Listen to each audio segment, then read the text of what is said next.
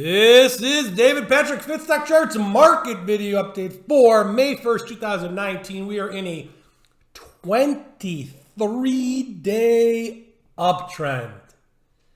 And you gotta be enjoying trading right now. If you're not enjoying the way up, when would you ever enjoy to be a trader? We had a 40-day uptrend this year, a 15-day, and now a 23-day. That is insane. It's insanely bullish. 1998 historical chart pattern comparison. We absolutely crushed it with this one. We're in an 87% win percentage right now in the year from our ESFL. I have been scaling into strength, and I announced this. If you go back in time, go back to October last year, I went all cash. I'm very aggressive, okay? I can get in and out of the market really fast. And I'm never too scared to enter at a higher price than I got out. That's me. That's my risk profile. You've also seen me be 130% long many times this year. Many times. On top of that, you saw me hit it out of the park with Xilinx and Apple. I had over 300 contracts on. In addition, I continue to trade 5-minute rules of engagement, which we hit it out of the park almost every day with. So, I don't want everyone following exactly how I trade because I want the focus to be our focus list. But I do post my trades on Twitter and I post my allocations. And currently, I'm down to 60% long market exposure. That does not mean I'm bearish at all. It means I'm paying myself, right? Came in the week 105% long. I was 130% long many times this year. If you stay 130% long and never scale, then when we pull back like we did last year, you're gonna lose it all. So just because I'm scaling doesn't mean I'm calling for the market to pull back, doesn't mean I'm bearish at all. It means I'm paying myself. And yes, at some point, there will be a pullback. And that's when I put cash to work. But that involves discipline, and most importantly, it involves patience. Because you can watch a market grind higher every day. And if you don't have some skin in the game, what you're going to do is become emotional. And then you're going to make a bad mistake. And then you're going to fight the trend. You're going to do the exact opposite of what you should be doing, which is riding the trend. Some people are 150% long right now. Some people are 50. All depends on your risk profile. All depends on where you got in and how much you've made on the year and what percentage you're up. It's not even the dollar amount. It's the percentage. If you're up 30, 40, 50% on the year, you need to be pulling back the throttle right now, right? And in trading accounts, you could easily be up that. In investment swing long accounts, you should be outperforming the market. I mean, you saw me use UDOW, TQQQ, SPXL many times. Those are triple longs. So you can afford to scale or pay yourself. As the market gets up, I don't want to say nosebleeds, but it gets up past our bogey at 2950 and then 2570 and 3000. That doesn't mean it can't go higher because you know where I think it's going. I've already said I think it goes to 3,500, but I also think that takes time. I don't think that's going to happen right away. It doesn't matter what I think. It only matters about price. But that's my 12-month projection. So if we're almost at 3,000 and my 12-month projection is 3,500, do the math. I mean, to me, it's time to take something off the table. So maybe if you were 150% long, maybe go down to 90 or 100 or 80 or whatever meets your risk profile. You know my trades. I post them. And on top of that, I want to emphasize our focus is our focus list. Our 90% club, 1,041 different options, up over 90%, some up 2, 3, 4, 5, 600%. 292 triplers, 92 doublers, or I'm sorry, triplers year to date, doublers year to date, 29 triplers. Sorry. And I apologize because I've been so scatterbrained this week because this has been a crazy week with, I'm still doing these 5-minute consultations. And by the way, if you can hit me up on email if you're interested in that. But the market's been paying us every day, and I do apologize because Expedia was on the list for today, and they do have earnings out tomorrow night, and that's why I posted. With the websites I check, they have the multiple dates of each quarter. It's easy to miss something, and I appreciate someone pointing that out to me. But anyway, there's no harm, no foul, because the stock really didn't move from the entry. But I don't like only trading with 2 days, today and tomorrow, because they report tomorrow after the bell. So if you saw that tweet or if you're playing the video, look to scratch the trade.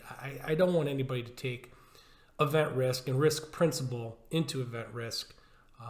We only risk the house's money going in any event risk. So I've been pretty clear since 2013 about that. Okay, so let's make this. I don't want to make this video too long because nothing's really changed. We're in a 22 day uptrend, and we just keep grinding higher. Yesterday, I pointed out the market could squeeze into the day and go green. It did. 29.50 we hit as our bogey. Today was very easy. We gapped up. It was easy to sell the strength, filled the gap. And now we're just sitting there. I think we're up 2-3 handles. So we don't know where we're going to close. But the market did exactly how it should. It shook out yesterday, and today it filled the gap. So it filled the gap yesterday. So on the left is 1998. I got the S&P up. And the reason why I pointed out this is this gray area. This is why I want to be scaling into this 3,000 area. And not that we can't go higher, because I still think we go, up to... what did I say, 3,500. So I think we can still go a lot higher. But in this box, I'll be scaling and building cash for a pullback because it's still in this analog, we do see pullbacks to the 50 SMA, and I want to be a buyer down there when we have rules of engagement so you can make some nice money. Now, can we diverge from this pattern soon? Yes. But I'm having a mammoth year. I'm hoping you're having a mammoth year. So I'm paying myself. I'm not paying myself because I'm thinking we're going to pull back. I'm paying myself because at some point, most likely in the month of May, you could see some sort of pullback. And I want to have cash, right? I'm going to stay in the market with at least 50% from a great cost basis. And I'm at 60% right now. I'm going to scale probably 10% more the higher we get here. And then I'm comfortable. 50% long, 10% fixed income, and cash on hand. And that's my comfort level. But anyway, so I pointed out here's the golden cross. A month after the golden cross, and once again, this doesn't have to happen, but a month, you saw some sort of pivotal highs happen. And that might be happening this week, Wednesday, Thursday, Friday. And possibly after the bulk of our earnings is over, maybe we do see some sort of shallow pullback and some sideways bullish consolidation in May. Now that consolidation could come from higher levels. Don't get me wrong. It could come from up here and consolidate and we hold the breakout because it did hold the breakout. So maybe we go all the way up to 3,100 and then hold, a little bit below 3,000. Maybe that's the consolidation. And that's fine too. You got to understand if I'm 60% long right now, if my intention is to get to 50% long, there's a ton of money to be made in this consolidation. And I can trade it with options. I can trade it with futures and trade it with stocks and ESFL. And you can play catch up really fast if you weren't all in during this, the top of the move. So that's where we are right now. I'm not calling for a correction. I've never called tops and bottoms. I'm paying myself as we get closer to 3,000, 2970 will be my next scale. Close to 3,000 will be my next scale. Then I'll stay 50% long, and then I'll look to buy these dips. And like this dip right here, you can see we went into a downtrend. You're going to say, how did you buy that? Well, 5-minute rules of engagement. You're going to have a lot of nice day trades in here.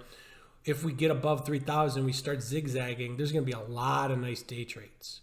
And I plan on taking those. So let's flip to the rest of the market. S&P. And let's go to the higher time frame. I had a consultation with someone yesterday, and they talked about, can you take a stock or an equity, an ETF, long on the daily if the weekly's bearish? And the answer is yes. The more rules we have to engage, our number one price is price above the 10 SMA. We know that. If we have an uptrend, which is 2-day close and the second day is higher than the first day's intraday high, then it increases your odds. If we have a bull flag, that increases your odds even more. If we have a breakout, that increases your odds even more. If we have daily MACD that's bullish, that increases your odds even more. If MACD is at new highs with price, it increases your odds even more. So there's all these things that will increase your odds even more. And if you don't have one or two of them, then obviously you don't have a 90% chance of making money. I'm just giving an example. So maybe you have a 70%. So the more rules you have to engage, we talked about all the stars being aligned. Just real fast for clarity on that. Where is it? November. Right here is when I went all in leveraged long, November 2016. And I rode this up most of the way being leveraged long, 130, 140, 150% long market exposure. And, when we broke this downtrend line here, I got leveraged long again. And then I posted, this is a weekly chart, that when we broke this uptrend line, I went to all cash, right? We've been in now 1, 2, 3, 4, 5, 6, 7, 8, 9, 10, 11, 12, 13, 14, 15, 16. Let's just say 17-week uptrend. And we're not going to pick the top. But at some point, you will come and recheck this 10 SMA, which is 29.60 and rising.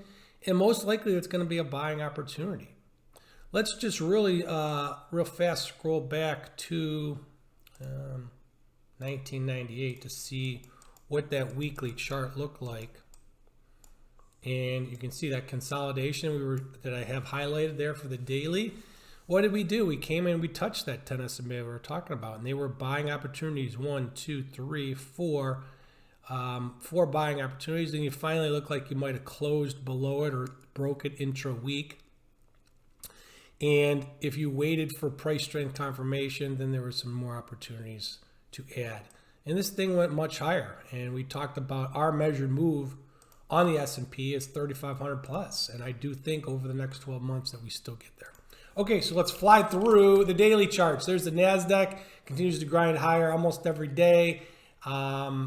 It looks phenomenal. Once again, just because I say it looks phenomenal doesn't mean we can't pull back. I mean, when we went into that 40-day uptrend, if you were guessing when we pulled back, you missed the next 18 days. We're in a 22-day uptrend. So you're never going to be able to get the tops and bottoms. Just keep riding the trend and you keep scaling yourself as we gap up. Those are good days just to scale and pay yourself. Oil futures, we have the golden cross coming, 50 through the 200. That's bullish. So that's nice to see. It's a sector that might wake up finally. Transports got knocked out of trend and are actually in a 5-day downtrend. We talked about that on the last video and how there's some sectors that don't look good. Can it drag the market down? And it didn't. And that's why you can see divergences in the S&P still stay strong, which it's doing actually today. It's up 3 handles after gapping up, 9 or 10 and being up much more than that in Globex. So financials, they are at the top of the wedge. Can they get out of the wedge and go higher? Yes, but they're nearing the top. So it makes most sense at some point in the month of May for them to consolidate back down. And we do have a golden cross coming. So we saw oil that looks good and financials look good. So all the stars could be aligned for a summer rally, which I've talked about. I don't know if it will be in May. We're already in a rally. Maybe the next big uptrend could happen, let's just say June, at some point in June. Maybe we get knocked out of trend some point in May, see that consolidation, and then, see more price strength confirmation to add. Okay, so the bottom of that wedge is the IBB. And that's what it's holding. It's really not doing too much. What is the UDOW doing? Triple long Dow. It just continues to grind and pay. And I'm still long UDOW. I wish I had more, but I don't. So I'm holding my runner infinitely. GLD not telling us anything. Bonds still look fine. Bull flag above a downtrend line. MACD bull cross. I think they get up to 126, 127. That's what the technicals suggest. So what is going on with Apple? Back in 2013 when I launched the service, we saw a similar pattern, just grinding new lows. And we talked about you don't have to pick the lows. You never do. You just have to wait for rules of engagement. Right back in here, what do we have? A good old bull flag. Oh, I don't know why my drawing tool doesn't want to work. Let me try one more time. Yep, we don't even need a drawing tool. Right here you can see we broke a downtrend line, good old bull flag, and guess what was on the ESFL? I think it's been on here 4 times, at least this year, that we've doubled our money in options with Apple. Bull flag, bull flag, bull flag, bull flag, and what's it doing again? It's just bull flagging, and it's paying us again. If you're long from $50 back from when we got long in 2013, if you're long from $100, if you're long from here at 155, if you're a swing long trader, you're printing money with Apple because you have a phenomenal cost basis using trading rules of engagement. Okay, so I do want to point out that this gap right here up to 220, and you know that was my next bogey on Apple, I do think it'll start to slow down as it gets to 220. So just keep that in mind. Apple looks phenomenal. It's looked phenomenal really all year, and it's probably paid us the most this year out of any stock. Amazon, another stock that's paid us huge. The momentum's slowing down. It doesn't mean it's going lower. It just means the momentum's slowing down. Netflix, it's been a more of a challenging stock to trade. Yes, I do think it's going back to 400. It's just this year, for some reason, doesn't really want to cooperate that well. Booking, not doing too much. Expedia, there's that stock we talked about. Let's just wait, take it off the ESFL. They have earnings too soon. We don't want to risk our hard-earned money. Facebook, bull flag. We talked about NVIDIA, Apple, Facebook. They were all going to hit bottoming processes this year. We talked about that all last year, and they all did. And they all set up huge. So we just have another bull flag. It's bull flag after bull flag after bull flag after bull flag. And we just keep getting paid. Okay, so here's a FAANG stock that doesn't have a bull flag. Now we're seeing a bear flag on Google. Ooh, well, it could touch the 200 SMA. You don't want to obviously long it with new money. It is setting up short, maybe to come down to 200 SMA. You don't have to short it. Just let this dust settle there. I don't think it's a great trade either way, but obviously it has rules to engage short, not long on the daily charts. NVIDIA holding that 50 SMA, really starting to slow down. Let's look at the chips. Intel, not so much. Another bear flag. This sector was red hot, and it's just starting to slow down. OLED is actually setting up short. Avgo, that's a double top, and another person I talked to the other day was, I think we were talking about NTES, and he said, isn't hitting a new high without MACD, isn't that bearish divergence? Yes, but you have to understand, bearish divergence doesn't mean anything until you get knocked out of trend. So this is bearish divergence, new highs without MACD. It's not going to mean anything until it comes now and breaks a lower low. But then it's going to support the 50 SMA. So this probably is not a great short setup, because if it does come back down here, it's probably going to hold the 50 SMA anyway. So we'll go over bearish divergence and bullish divergence more later this year. Xilinx, yeah, this was probably the second best trade we had this year. Bull flag, and I had 300 contracts on with this one. Bull flag, bull flag, bull flag, hit new highs. And so here's a good case. It's hitting new highs right here without MACD. Once again, if you shorted it, it did not go into a downtrend, so you would have to wait to short to go into a downtrend. You did have rules to engage short there, but look at this thing just grinded higher without MACD. Now, this is an earnings event risk. You can't predict this, but you can't just short a stock just because it doesn't have the MACD at new highs with price. It can, you'll go insolvent trying to fight the tape. So the whole point is, our number one rules of engagement is price above the 10 SMA. Our number one price formation is a bull flag. And we do see setups long, even if we don't have MACD that's heading new highs with price, which is called bearish divergence. So just for clarity on that. Let's go to Microsoft, bull flag, Oracle, Adobe, bull flag. I mean, you're just seeing so many bull flags, it's almost scary. Now, bull flag. I mean, we got paid on a lot of these. CYBR, Vive, VMW, they've all set up. Oops. Come on. System's a little bit slower. VMW, new highs. Here's this NTES. And here you go. So you got new highs without MACD. Does that mean short it or stay away? No. This one actually did set up long. It was a breakout, and it's paying. So it can actually, MACD could catch up to price. So It's just clarification on the bearish divergence with MACD. It's not, we don't not take a trade because of that. It only means something when you get knocked out of trend and then you see a lower low developed after a higher high. Then we have something. Let's just see if we can see that real fast here. Here's a good case. So there's the SPX grinding higher last year. And it's grinding higher without MACD. You can see MACD's right here. MACD hits a new high right here. All right. It looks like the end of August. So we grinded higher in September and October without MACD. So you could have fought this thing for 6 weeks and lost a lot of money. If you waited for it to break an uptrend line, go into a downtrend, right? And then break a lower low. Let's call this the lower low because that's its pivotal low here. And that's a pivotal low here. So in this instance, you have bearish divergence, go into a downtrend, and you, after hitting a higher high, you just broke a lower low. And then it meant something. That bearish divergence meant something there. And that's a great example of when we would use bearish divergence. Let's see here. Let's fly through some stocks. Team SQ. I don't see a ton, for new setups. BABA looks actually pretty good. Baidu, not so much. YY, Shop, that thing is paid so much.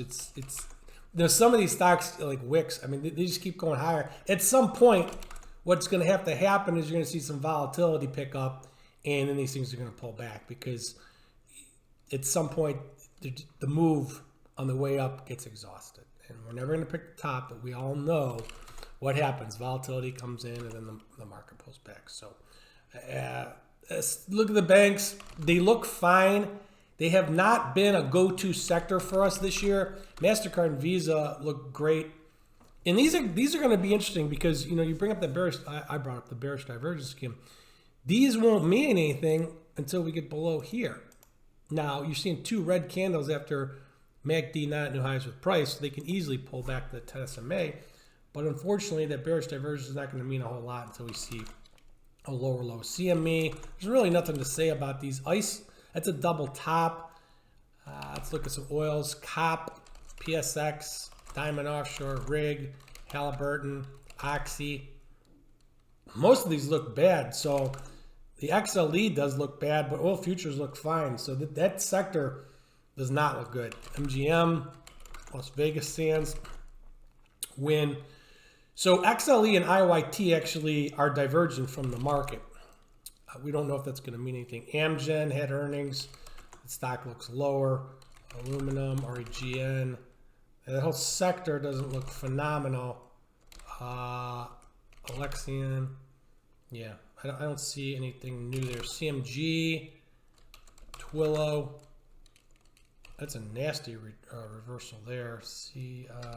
UBMT.